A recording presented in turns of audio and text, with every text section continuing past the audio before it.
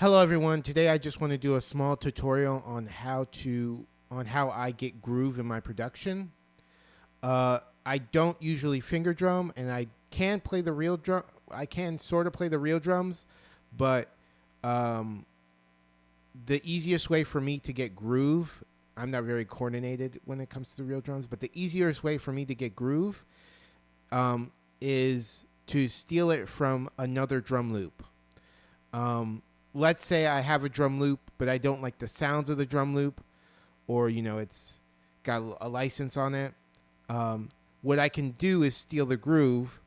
In this case, I usually start with the hi-hats and then work my way backwards and with the snare and the kick. So I'm going to play this drum loop.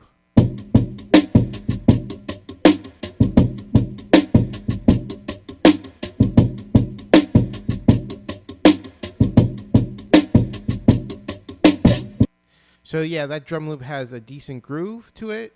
It's not completely on grid. If you look very closely, you see that it's a bit off grid in certain places, which is a good thing. And it's consistent. So one of the things about groove isn't necessarily off grid everywhere. It's that it's off grid consistently, and it sits in a pocket. It's off grid in a way that's consistent. So what I did here to capture the groove was I chopped some of the pieces of this loop and used the hi-hats. So I got a hi-hat loop going.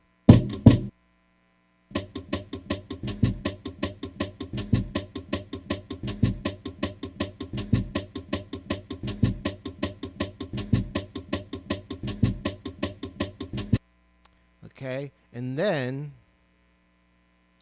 I got a snare, a more tighter snare, like a more snappy snare, and I move that snare on top of the snare from the drum loop, so it's sitting in the same place, relative to the grid.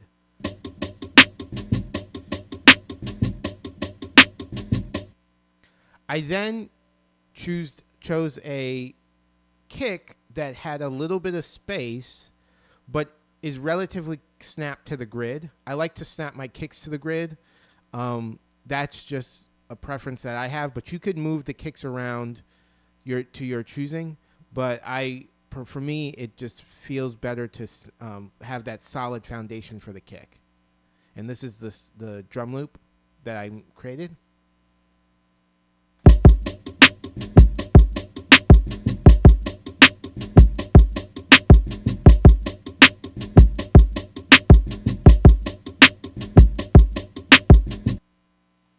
And yeah, so we're gonna listen to the original.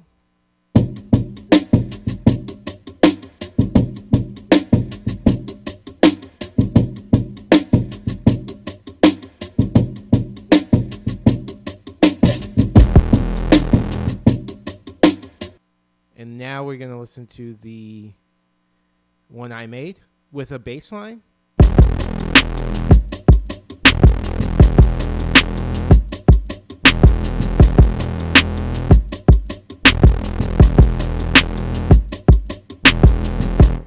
Yeah. And yeah, that's how I would steal a groove. If you guys have any other ideas or have any cool ways of getting groove into your production, put that down in the comments. Have a discussion. There's a few announcements that I want to make. My album Death Drive is done, and that will be coming out in August. I just want to be able to promote it, so I'm giving it a little window. And I'm going to be shooting a few videos for it. You'll hear about that in other videos.